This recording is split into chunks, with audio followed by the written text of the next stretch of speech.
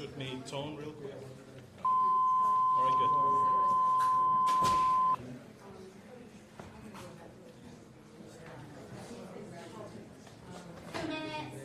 good.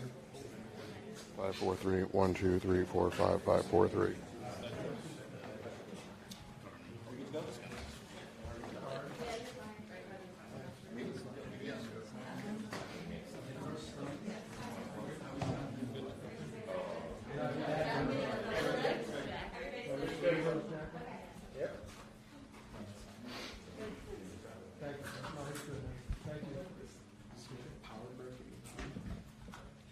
Yes. Scare me to death.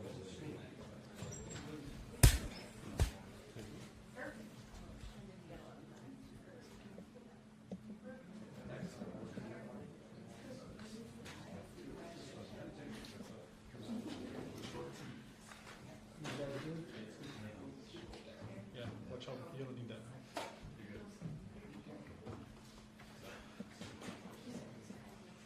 Hey everybody, sorry to keep you waiting. There's a lot going on. Today, the Vice President and I'd like to talk to you about how my administration is dealing with our situation in the southwest border. Now, these actions alone that I'm going to announce today aren't going to fix our entire immigration system, but they can help us a good deal in better managing what is a difficult challenge. On my first day in office, some of you may recall, covered this area, and you cover it well. I sent Congress a comprehensive piece of legislation that would completely overhaul what has been a broken immigration system for a long time. Cracking down on illegal immigration, strengthening legal immigration, and protecting dreamers, those who with temporary protective status, and farm workers, who all are part of the fabric of our nation. But congressional Republicans have refused to consider my comprehensive plan.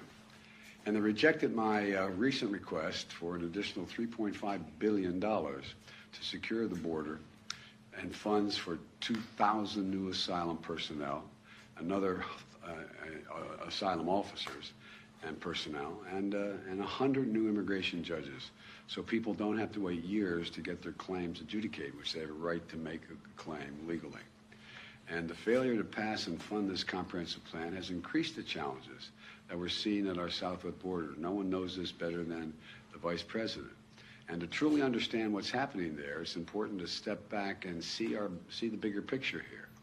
You know, I know it's hard to see, but because our politics has been so divisive, you know it's getting much better, you've all observed, but it's been so darn divisive that it like clouds the picture. I mean, it clouds the picture. But let me explain what I'm going to do and as clearly and plainly as I can. I know it's a complicated issue. I don't want to pretend there's anything easy about it. People come to America for a whole lot of different reasons, to seek new opportunity in what is the strongest economy in the world. Can't blame them wanting to do it. They flee oppression, you know, to the freest nation in the world. They chase their own American dream in the greatest nation in the world. And the story of America is the story of so many of your families, including mine, going back to the mid-1800s from Ireland.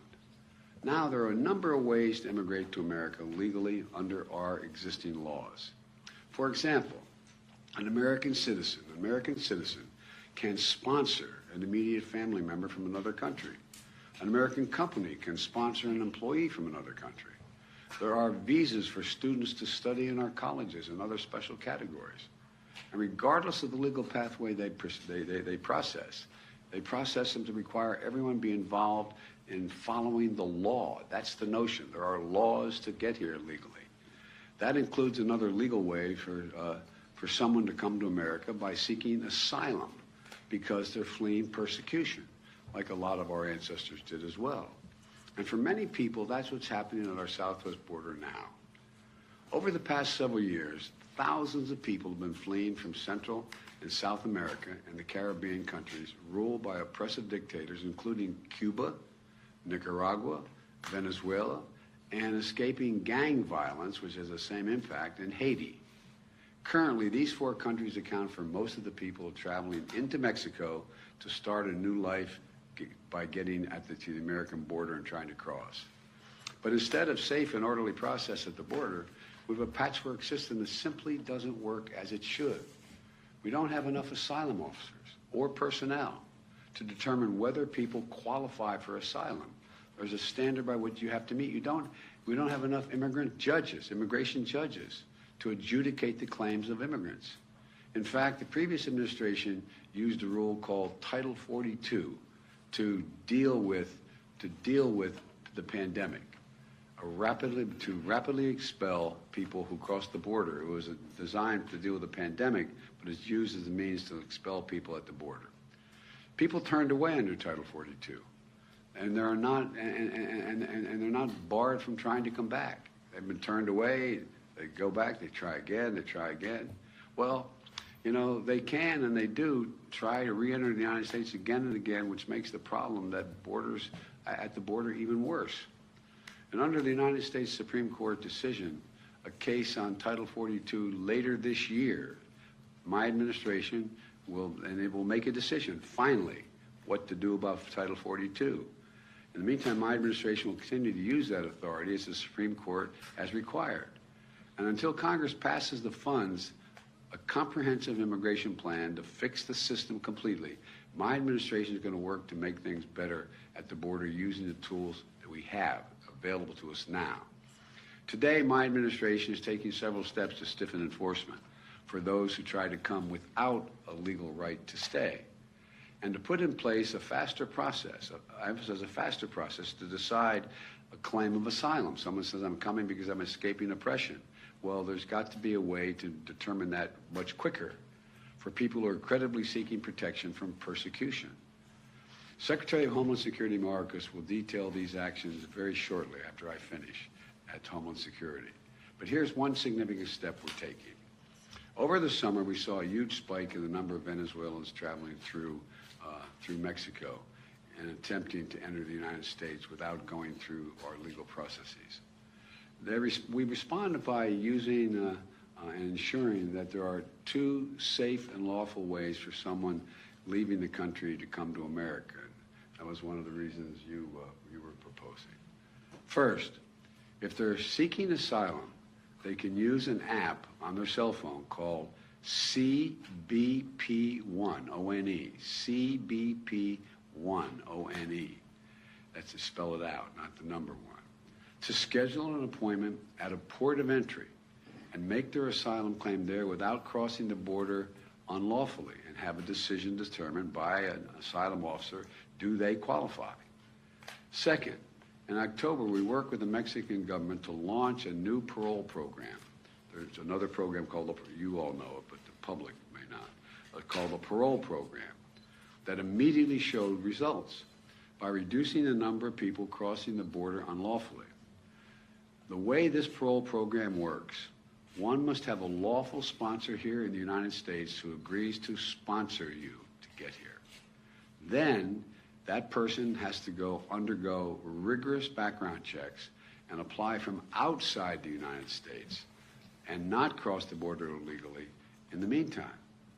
If they apply and their application is approved, they can use the same app, the CBP1 app, to present at a port of entry and be able to work in the United States legally for 2 years. That's the process. But if their application is denied, or if they attempt to cross into the United States unlawfully, they'll be returned back to Mexico and will not be eligible for this program after that. So if they making the program available, if they apply and they do it properly, fine. If they don't apply and they try to come through, they're not going to have an opportunity to deal with the program. This new process is orderly, it's safe, and it's humane. And it works.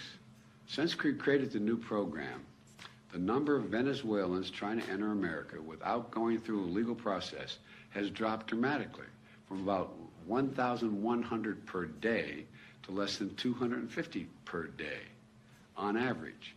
That's several hundred people on average every single day who are not crossing into America illegally. Today I'm announcing that my administration is going to expand the parole program for people not only from Venezuela, but from Cuba, Nicaragua, and Haiti. Again, these four countries, Venezuela, Cuba, Nicaragua, and Haiti, these four countries account for most of the people now traveling into Mexico to try to start a new life by crossing the border into the United States of America on the southwest border.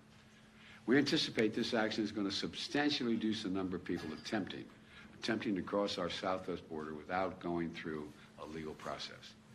In fact, today, I'm announcing that Mexico has agreed to allow to return up to 30,000 persons per month who try, get caught, and get sent back from those four countries, who are apprehended while attempting to unlawfully cross the border, the southwest border. My message is this. If you're trying to leave Cuba, Nicaragua, or Haiti, or have agreed to begin a journey to America, do not just show up at the border. Stay where you are and apply legally from there. Starting today, if you don't apply through the legal process, you will not be eligible for this new parole program. Let me reiterate. You need a lawful sponsor in the United States of America, number one. And you need to undergo a rigorous background check, number two. If your application is approved and you show up at a U.S. airport or when and where directed, excuse me, you have access. But if your application is denied or you attempt to cross into the United States unlawfully, you will not be allowed to enter. Look, we should all recognize that as long as America is the land of freedom and opportunity, people are going to try to come here. And that's what many of our ancestors did. And it's no surprise that it's happening again today. We can't stop people from making the journey, but we can require them to come here, that they come here in an orderly way under U.S. law. And let me say it again. The actions we're announcing today will make things better, but will not fix the border problem completely. There's more that has to be done. I laid that out in the first week I was here. That work will not be done unless and until the Congress enacts and funds a more comprehensive immigration plan that I proposed on day one. Until Congress has acted, I can act where I have legal capacity to do so. Last year, I brought together 20 leaders, many of you were there, and from the Western Hemisphere, heads of state, to stabilize the flow of immigration, to expand pathways to immigration, and to manage the border humanely. The leaders of the hemisphere built on those efforts that I led when I was vice president to expand economic assistance to nations in North Central America, so people here can improve their economic prospects at home instead of having to leave for the United States. Most people would much rather stay in the country they are if they can feed their families, be safe, send their kids to school, and have opportunity. It's not like people, you've heard me say it before, it's not like people are sitting around a table and somewhere in Central America and say, I got a great idea. Let's sell everything we have. Let's give it to a coyote, a smuggler. They'll take us on a harrowing journey for thousands of miles to get to the United States. Then we're going to legally cross the border. They're going to drop us in the desert, and we're faced where we don't speak the language. Won't that be fun? I'm not being facetious. Well, President Harris led this effort to make things better in the countries from which they are leaving. And thanks to her leadership, she's been able to generate more than $3.2 billion from the private sector to create jobs and opportunities in El Salvador, Honduras, and Guatemala. Tell people stay in their own countries, home countries, where it'll be safer and they have some opportunities. We've also set up a joint patrols and law enforcement with Mexico and Guatemala that share real-time information on locations that smugglers are using to convince migrant groups to cross illegally. That's what they're doing. They're out recruiting. They're taking all the savings or anything they have to take them on an incredibly dangerous journey. We embedded our Border Patrol officers with Mexican patrols to detect and raid human smuggling operations. Thus far, there had more than 7,000 arrests of human smugglers in the last 6 months. 7,000. That's not just human smuggling at the border. We're focused on cracking down on drug smuggling, which is a serious and deadly problem, and I made a promise we would try this. My administration has allocated record funding that added hundreds of additional Border Patrol agents and installed new cutting-edge technologies you'll be able to use effectively, like an X-ray machine, detail to be able to look through these large containers to determine what's in the container and at the border. For example, since August of last year, Custom and Border Patrol have seized more than 20,000 pounds of deadly fentanyl. That's enough to kill as many as 1,000 people in this country. 20,000 pounds of fentanyl. It's a killer. It's a flat killer. And next week I'm going to travel to Mexico, where I'm going to meet with President Lopez Obrador. We have a big agenda that ranges from the climate crisis to economic development and other issues. But one important part of that agenda is strengthening our border between our nations. And I will visit the border myself this Sunday in El Paso to assess border enforcement operations, meet with the local officials and community leaders and the folks at the border sending me what they need that they don't have, and make it public what they conclude they need they don't have, to try to convince my Republican colleagues they should do something. And I know that migration is putting a real strain on the borders and on border communities. They can't do anything but that. We're going to get these communities more support. And I want to thank all the nonprofits, the faith groups, the community leaders, and other volunteers who will make sure that vulnerable immigrants have what they need to survive, whether it's food, warm clothing, shelter, medical care, right after their arrival. These religious and civic groups represent our nation's generosity, the best of our country, and they really do. They really do. And they're a powerful rebuke to the hostility and even the hate which many people face when they arrive here legally. Let me close with this. Our problems at the border didn't arise overnight and not going to be solved overnight. It's a difficult problem. It's clear that immigration is a political issue that extreme Republicans are always going to run on. But now they have a choice. They can keep using immigration to try to score political points, or they can help solve the problem. They can help solve the problem and come together to fix the broken system. Before Congress adjourned for the holidays, some Democrats and Republicans, a few of them, got together, both sides up in the Senate, and decided they were going to put together a comprehensive plan on immigration. But the Republican leadership and other Republicans, I don't know who exactly did it, rebuked it and rejected it out of hand. It broke up, just like they rejected my plan 2 years ago, just like they rejected my recent request for an additional $3.5 billion to secure and manage the border with more holding facilities, better transportation, additional funding for 2,000 new asylum officers and personnel, 100 new immigration judges to more rapidly adjudicate for people when they come here, and how much, and so much more. Think about it. I mean, if this were something, if we had to have 100 more immigration officers to see to it that we're able to import something we needed very badly, it wouldn't take very much time to get it, would it? It'd be real done. Or conversely, if there are criminal gangs coming into the nation, or but when it comes to immigration, it seems like it's a better issue for them than trying to solve it. Look, we need more resources to secure the border. Yet again, extreme Republicans have said no. Many Republicans agree we should do something. But it's time to stop listening to their inflammatory talk. It's time to look at their record. As I've always done when I'll sit down with anyone who in good faith wants to fix our broken immigration system. And it's hard. It's hard on the best of circumstances. But if the most extreme Republicans continue to demagogue this issue and reject solutions, I'm left with only one choice: to act on my own, do as much as I can on my own to try to change the atmosphere. Immigration reform used to be a bipartisan issue. We can make it that way again. It's not only the right thing to do, it's economically a smart thing to do. That's why immigration reform is supported by everyone. Think of this now. I want to remind the public. Immigration reform is supported by the American labor movement, unions. It's supported by religious leaders. It's supported by the U.S. Chamber of Commerce. We can secure our border, fix the immigration system to be orderly, fair, safe, and humane. We can do all this while keeping lit the torch of liberty that has led generations of immigrants to America. Many of our forebears, many of yours. We can do this by remembering who we are. You've heard me say this a million times. We're the United States of America. The idea this is beyond our capacity, I just don't buy. We can do anything if we do it together. and you've heard me say it also many times, God bless you all, may God protect our troops. I'm going to stop here, and in a few minutes, literally a few minutes, Secretary Mayorkas and I have been coordinating. He's going to be speaking in much greater detail. We'll take questions at the Department of Homeland Security headquarters.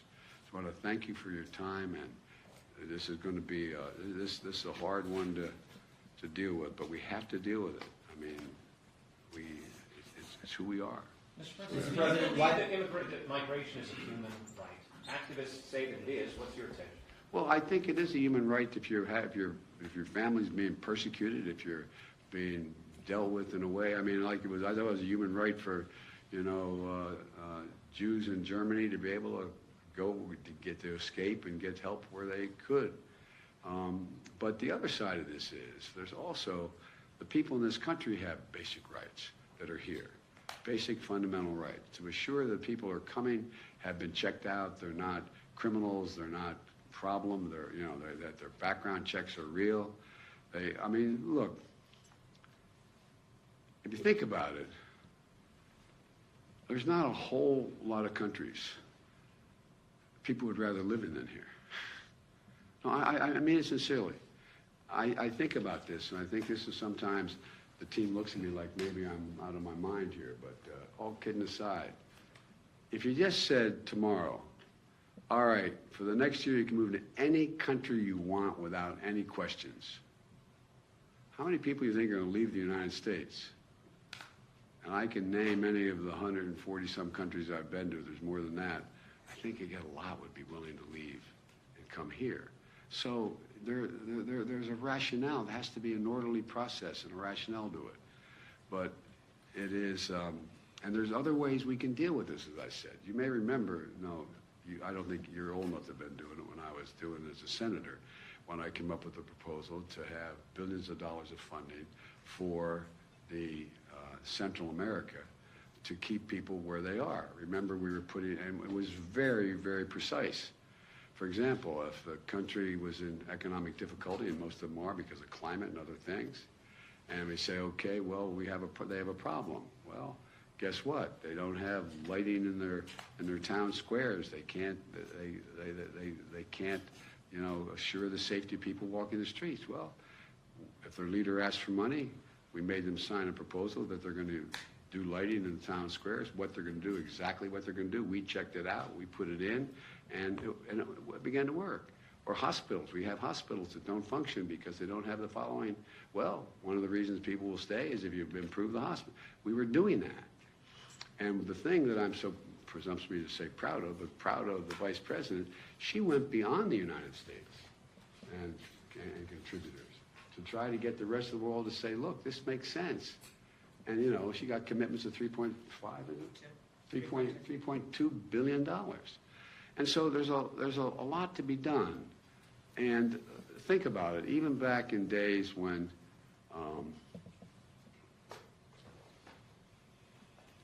it's so easy to demagogue this issue.